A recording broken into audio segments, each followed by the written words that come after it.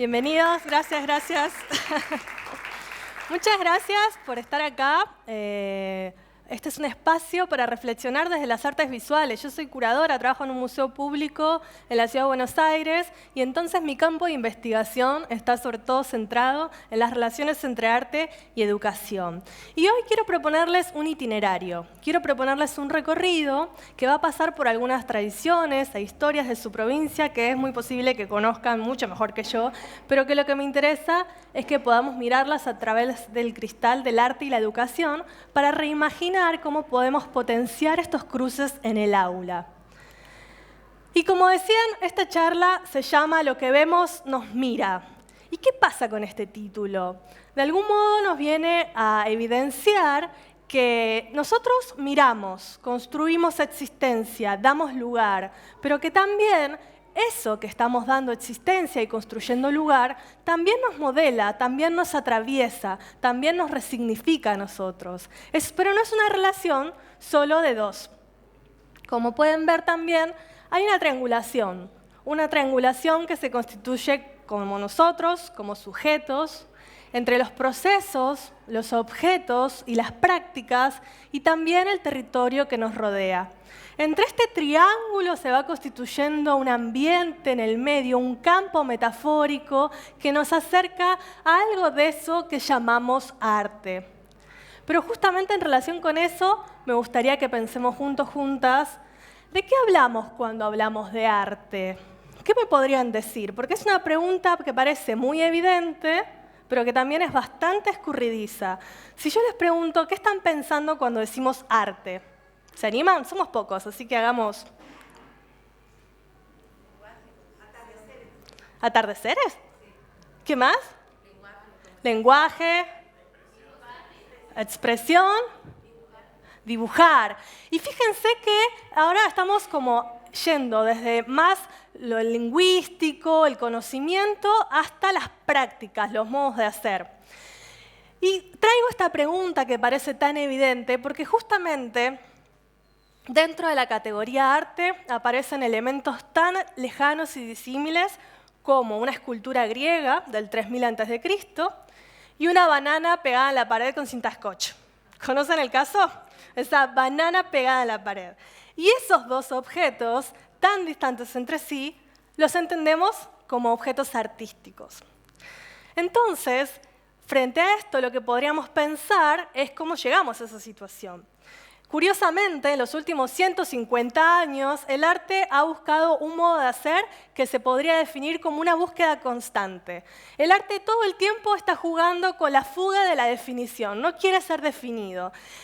Pero lo que sucede en esta fuga de definición, en donde terminamos cercanos a una banana en la pared o a elementos que se nos ponen enfrente y decimos, esto es arte. ¿Qué pasó con esto que se me constituye adelante? Genera una distancia. Esa experimentación, esa búsqueda se acerca al objeto cotidiano y parecería que termina alejándonos de llegar a decodificar e interpretar qué nos quieren decir con ese mensaje. ¿Les pasa a ustedes? ¿Se sienten identificados? ¿O están todos tipo full team banana? ¿Están por ahí? Entonces, si pensamos esta relación, lo que podríamos preguntarnos ahora es qué podemos hacer en la escuela con estas distancias, cómo podemos trabajar con el campo artístico y con la experimentación y no quedarnos solo con ciertas prácticas o modos de hacer que nadie niega que sean una actividad artística, como por ejemplo dibujar que hablaban recién. ¿Qué podemos hacer en la escuela con estas distancias? En primer lugar, podríamos pensar el arte como un discurso social, pensar el arte como un discurso más dentro de la sociedad, como puede ser el discurso científico, por ejemplo. Trabajarlo como un discurso social nos da cuenta, primero, de sacarlo de ese lugar sagrado que muchas veces está lo artístico, ¿no? Entonces aparece esa banana incómoda y decís, o un huevo o cualquier elemento cotidiano y uno se siente defraudado. ¿Qué ha pasado con eso sagrado que me prometían? Pero además de sacarlo de ese lugar sagrado, nos da la clave de que podemos aprenderlo. Nos da la clave de que es un lenguaje, un discurso, un modo de hacer, un modo de habitar el mundo, un modo de conocer que demanda de nosotros y de nosotras aprender determinadas estrategias, determinados códigos y determinadas interpretaciones. Entonces, en vez de definir, para empezar a acercar esas distancias, qué es el arte de una vez y para siempre, me gustaría invitarlas a reimaginar qué será el arte. Pensar en futuro. Y pensar en futuro modifica toda la ecuación con el modo en que nos vinculamos con esta disciplina. Porque en primer lugar, como veníamos hablando, nos aleja de definiciones estáticas, esas definiciones de diccionario que quieren mostrar de una vez y para siempre lo que entendemos como arte. ¿Qué pasa? Si el arte de cada época está hablando de lo que habla una sociedad y las sociedades mutan y se transforman, probablemente también el arte muta y se transforme. Y esos elementos cotidianos que se nos presentan como incógnitas nos está dando alguna pista de algo de nuestro presente. Pero además, pensar la pregunta en futuro, en ese qué será, nos incluye en el lugar de la acción.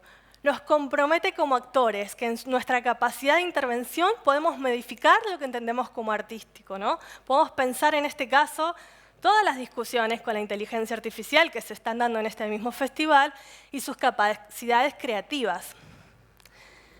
Pero también la pregunta por el qué será nos recuerda que lo que se transforma en las distintas épocas no son solo los modos de hacer, sino también nosotros como lectores. Es decir, que algo que podíamos entender en un momento como artístico en determinada época, quizás en el futuro no se entienda así. Y viceversa, algo que en el pasado no era arte puede ser entendido de ese modo, como por ejemplo una piedra dentro de un museo o como por ejemplo una escultura griega que en su momento era pensar lo artístico de manera articulada entre arte y vida y sin embargo en la actualidad también lo podemos ver como un documento histórico o entre otras cosas o como un objeto de contemplación. Hay una capacidad de reversibilidad y de mutación de los objetos, de los procesos y de las prácticas, y que en esa capacidad también podemos encontrar una enorme potencia para trabajar en el campo educativo. Y por último, la pregunta por el futuro también nos invita a entrar en ese campo del saber, que es el arte, desde una mirada de descubrimiento, desde un aspecto con sorpresa, con pregunta, con interrogante, y nos permite suspender por un momento los automatismos habituales de lectura que suelen convertirse en prejuicios sobre lo que entendemos como artístico, quién puede producir, quién tiene el derecho a consumir, a disfrutar, pero también sobre cuál es la función del arte dentro de una sociedad y sobre todo en la educación. Ahora, hablando de educación, hay una pregunta que nos interpela, que nos convoca, y es ¿qué nos enseñan las artes sobre la educación? Es decir, ¿qué puede aprender la educación de las artes? ¿Qué imaginan que podría aprender la educación del arte? Háblenme fuerte porque... El disfrute, la oratoria, ¿qué más? ¿Cómo? ¿El quehacer?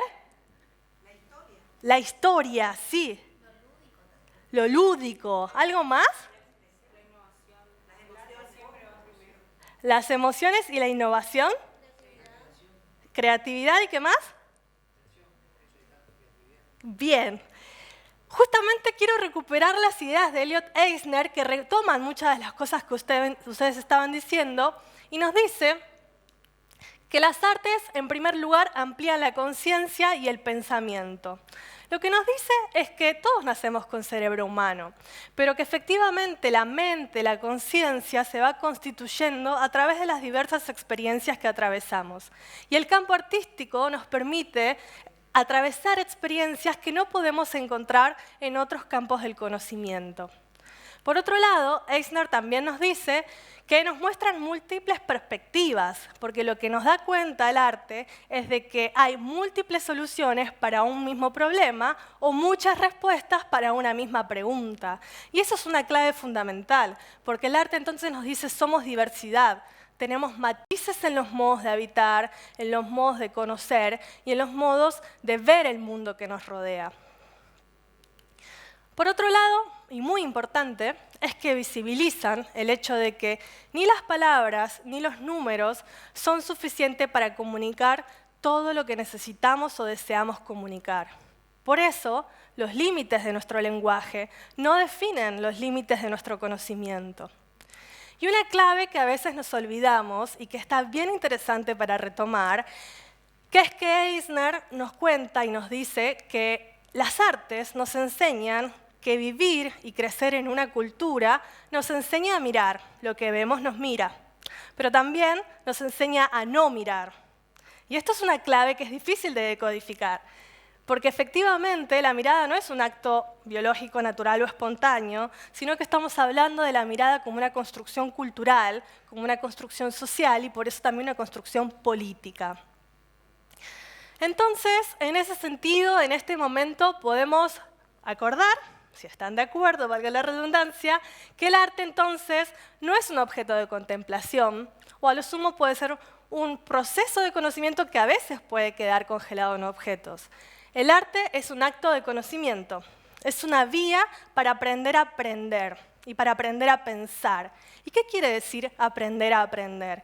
Significa justamente aprender a descubrir los propios caminos para conocer, para interpretar y para repensar y reimaginar el mundo que habitamos, que no siempre van a ser los mismos para cada cual.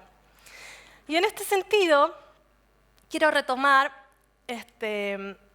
unas ideas del artista Luis Kamitzer, que es un artista uruguayo, artista y pedagogo, que trabaja mucho sobre la relación de arte y educación.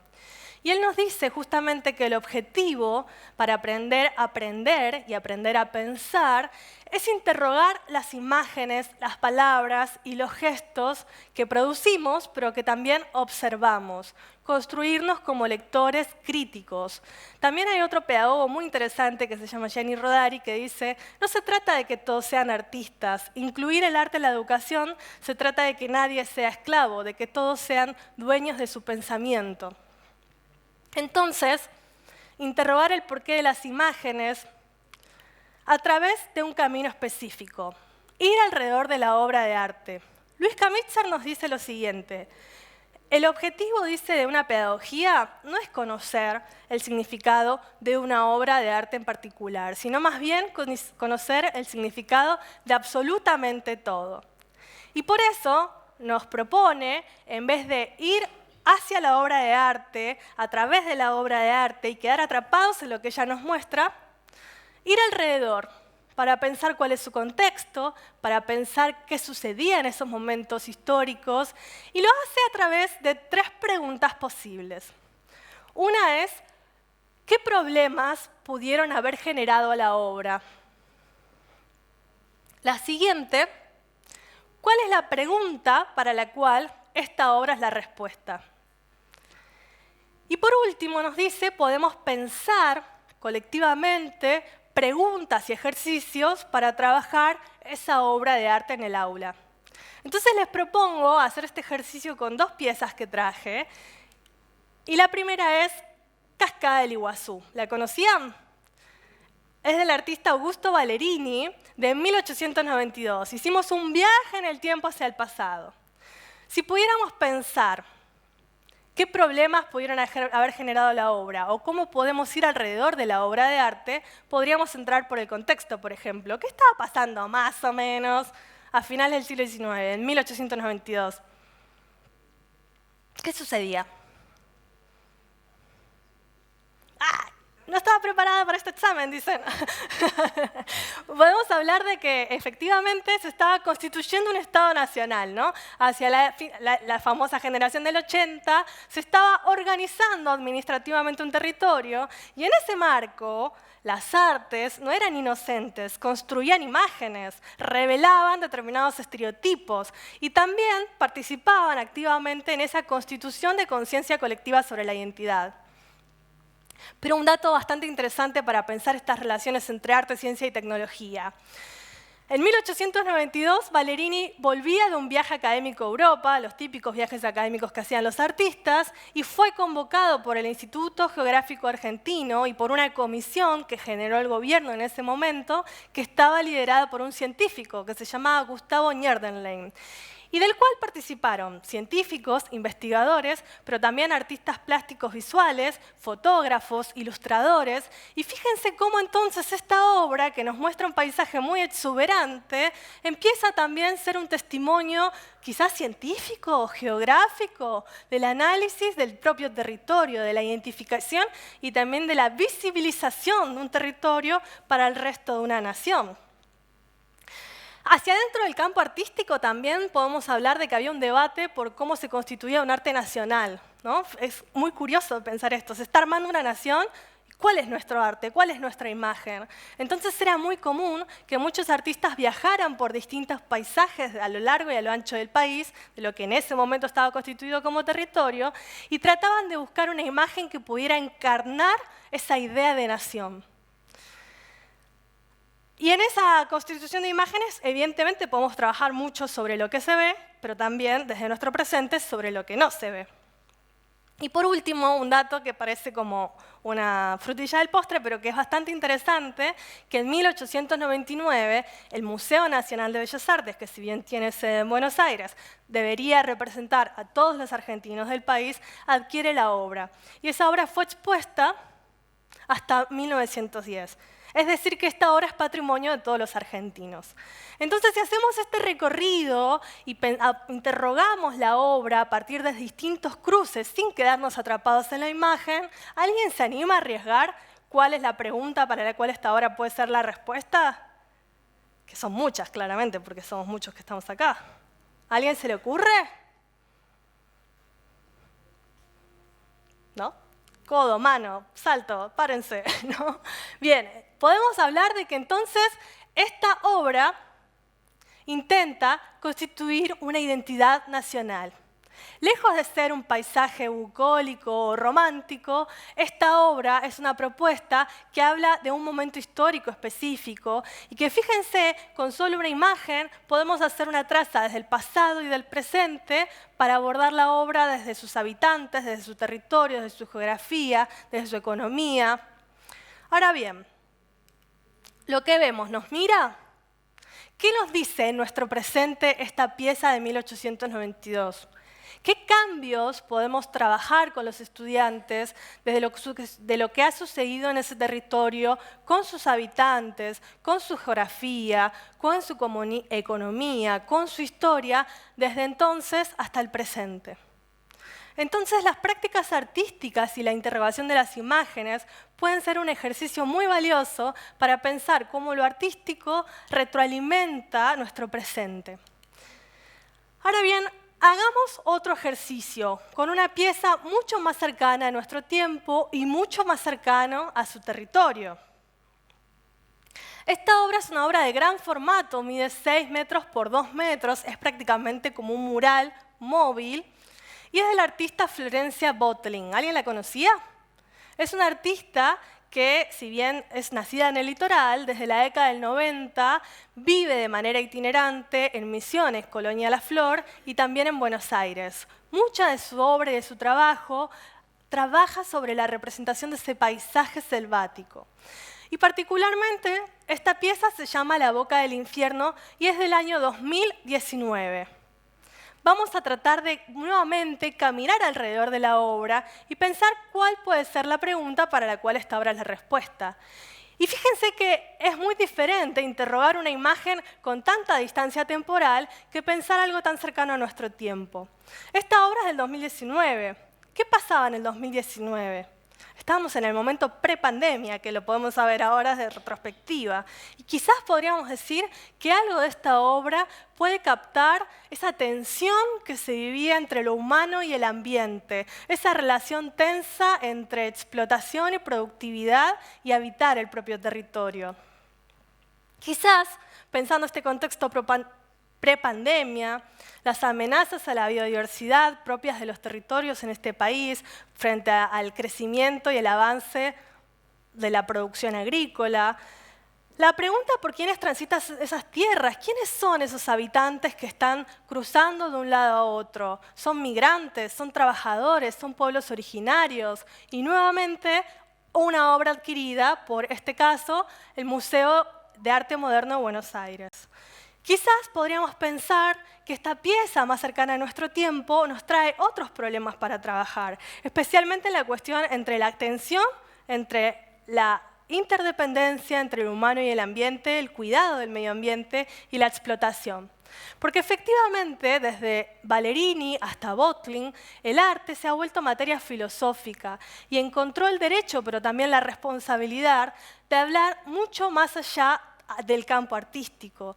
Empezó a hablar de lo que pasa en el medio ambiente, de las cuestiones de género, de las cuestiones de nuestro territorio, convirtiendo y abriendo un campo metafórico que revelan las relaciones que se van transformando entre los sujetos y los objetos, pero también entre los sujetos y el mundo. Y en ese sentido, ahí podemos encontrar un enorme potencial para trabajarlo en el aula.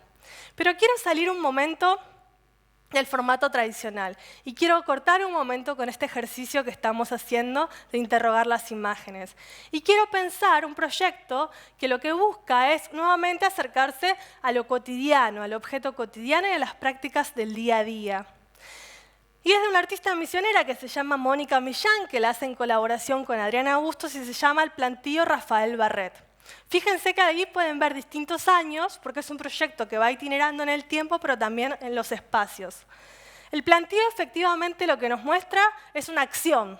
Es una acción en donde se realizó por primera vez en el 2015 en Asunción, en el marco de la primera Bienal de Arte Internacional en Asunción, y propuso un plantío de semillas nativas, como la mandioca, como el maíz. No lo hicieron solas, sino que lo hicieron junto a organizaciones campesinas e indígenas como las Conamuri. Y fíjense que acá en el plantío el paisaje deja de ser una representación para convertirse en un llamado a la acción. Un llamado a la acción que pone en evidencia y que trata de hacer visible lo que muchas veces se constituye como invisible, las problemáticas de las propias comunidades. Artistas que incluso discuten con la propia figura de artista y trabajan en colaboración con esas mismas comunidades, justamente priorizando además los procesos sobre los resultados. Acá tenemos un ejemplo en donde el arte se convierte en experiencia cotidiana para constituirse como una metáfora de resistencia. Y lo que nos permite ver este tipo de prácticas también, que además de ser un interrogante para la interpretación, trabajan imaginando posibles respuestas a problemas concretos de la sociedad.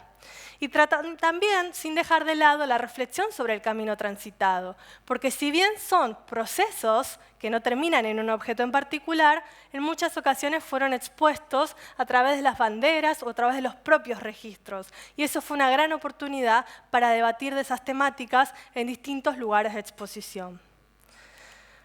Entonces la pregunta que nos convoca, ¿qué hacemos con todo esto en el aula? Y me gustaría intentar recuperar otra vez a los artistas, recuperar los modos de hacer del campo artístico. Y por eso traje el manifiesto del Vivo Dito, que es Dedo Vivo, que es de Alberto Greco y que lo hizo en 1966, en donde nos dice que el arte vivo no es más que la aventura de lo real, que el artista aprenderá a ver ya no con el cuadro, sino con el dedo a partir del señalamiento. Enseñará a ver nuevamente aquello que sucede en la calle. El arte vivo busca el objeto, pero el objeto encontrado lo deja en su lugar. Dice, no lo modifica, no lo mejora, no lo lleva a la galería de arte. El arte vivo, dice, es contemplación y comunicación directa. Debemos volver a meternos con aquello que sucede en la calle, con los elementos vivos de nuestra realidad. Movimiento, tiempo, gente, olores, conversaciones, rumores, lugares y situaciones. ¿Utopía? ¿Qué piensan? Sin embargo, a lo largo y a lo ancho de nuestro país, en distintos momentos históricos, hubo muchas situaciones en donde desde la intuición y también desde la convicción se construyeron experiencias en donde podemos pensar que el arte es la aventura de lo real y que el arte se constituye como un proceso de conocimiento. ¿Conocen la escuela de las hermanas Cossettini en Santa Fe en la década del 40? Encontraron en la experiencia directa un proceso de conocimiento integrando el arte a la vida cotidiana. Y también hay otro caso que lo pueden investigar, que se llama Los niños pintores de Chucalesna, en Jujuy. Un taller extracurricular en donde los niños y las niñas pintaban la montaña que transitaban todos los días, pintaban los plantíos que sembraban con sus propias manos, construían pinturas e imágenes con los saberes y los quehaceres de los niños, pero con responsabilidades de adultos. Y más que pinturas, desarrollaban procesos de conocimiento sensible, en donde se acercaban desde lo artístico, desde lo simbólico, a su propia realidad cotidiana. Y también investigando para venir acá, me encontré con una escuela particular que se llama Educación para las Primaveras. ¿La conocen? ¿Alguien es de ahí? Y me pareció maravilloso porque se proponen como un proyecto pedagógico y comunitario que justamente monta las bases del aprendizaje diario a partir del vínculo con el arte y con los oficios, pero también con la producción agroecológica, también con el trabajo comunitario, con la cultura del trabajo, con el cooperativismo. Y acá podemos ver este ejemplo que traigo como un símbolo de muchas acciones que ustedes realizan en el día a día de la escuela. ¿Y cuál es la invitación con esto? Justamente, en este caso, lo que me gustaría invitarles es a pensar, inspirados en Alberto Greco, como el arte, como la aventura de lo real, y tomando este ejemplo como símbolo de lo que sucede cada día en la escuela, entender el arte como un manto simbólico, como un manto que nos permite mover y salir de esos automatismos cotidianos para poder volver a mirar el día a día desde ese ejercicio de lo simbólico y en donde un plantío de una siembra que se realiza el día a día en las prácticas cotidianas de la escuela se convierten en una metáfora de resistencia por las luchas de las comunidades y también por el cuidado y el llamado a atención sobre el medio ambiente.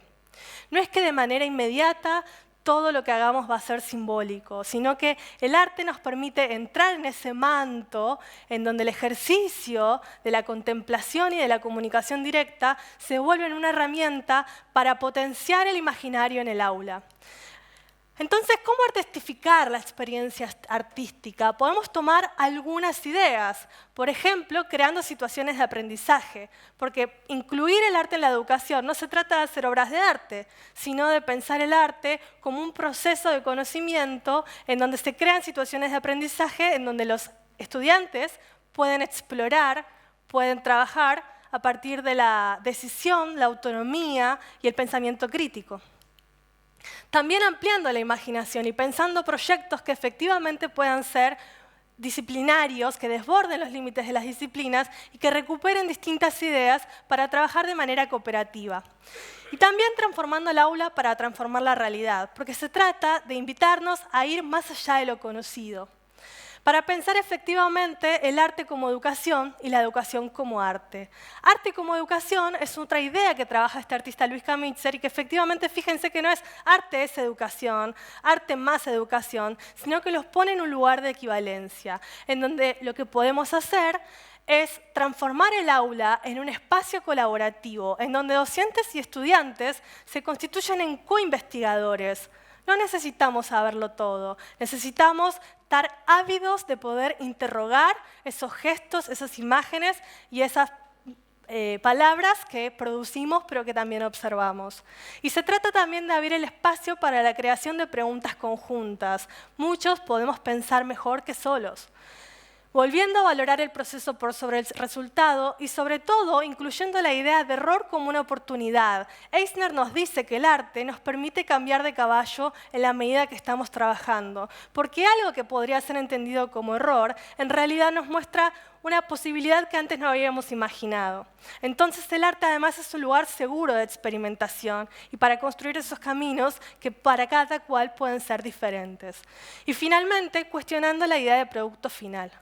Porque el arte puede ser un proceso de conocimiento que no siempre tiene que quedar congelado en objetos. Porque efectivamente, volviendo a retomar y citar a Luis Kamitzer, el hecho es que necesitamos introducir nociones artísticas en el ámbito pedagógico como una metodología para construir conocimiento.